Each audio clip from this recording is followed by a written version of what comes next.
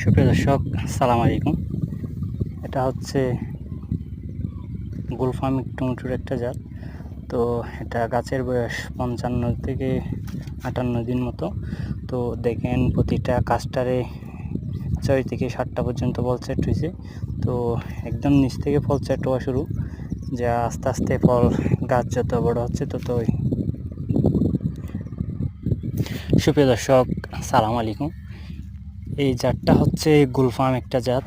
এটার অন্যতম বৈশিষ্ট্য হচ্ছে এটা প্রতি কাস্টারে 5 থেকে 6টা 7টা পর্যন্ত ফল সেট হয়, যা বাজারে অন্যান্য সব জাতের মধ্যে সেরা একটা জাত।